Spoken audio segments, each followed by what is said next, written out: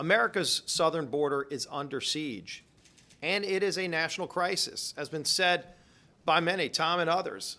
Border security is national security, and it's at risk right now because Joe Biden turned operational control of our southern border over to the drug cartels. He did it deliberately. He started it day one when he stopped building the wall, and he got rid of the policies that were working, Remain in Mexico, the Northern Triangle agreements. These were all protocols that allowed a legal process of immigration to start working again, and it's completely unwound. Unwound to the point where we've had over 2.5 million people come into our country illegally that we caught.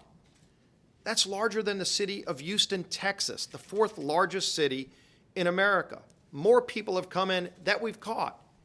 And as has been pointed out, at least 700,000 that we know of that got away. Dozens of people we caught were on the terrorist watch list, which begs the question, how many more came in that weren't caught that are on the terrorist watch list? And we're not just talking about South and Central American countries. We're talking about over 160 different countries are represented that we know of who've come across our southern border illegally since Joe Biden opened it up when he became president. I went down there like a majority of my Republican colleagues have gone down to the border. We got to embed with our Border Patrol agents. And they'll tell you what the problems are, but they'll also tell you they know how to fix the problem. The real thing that frustrates most people in this country when they're watching this border crisis is that Joe Biden is the one who took the Border Patrol agents off of patrolling the border, won't let them do their job, literally gave them stand-down orders. We saw many Border Patrol agents over at some of these detention facilities, changing diapers and giving processing papers to people to be sent to other states. We don't even know where they're going.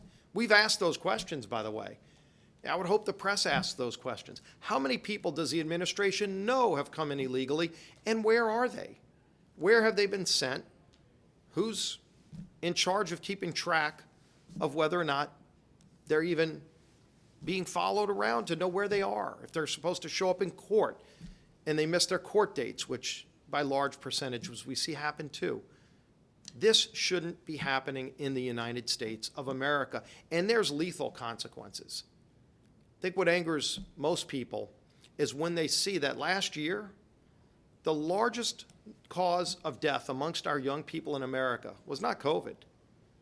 Over 100,000 young people in America died from fentanyl and other drug overdoses from illegal drugs that have come across our open southern border since Joe Biden's been president.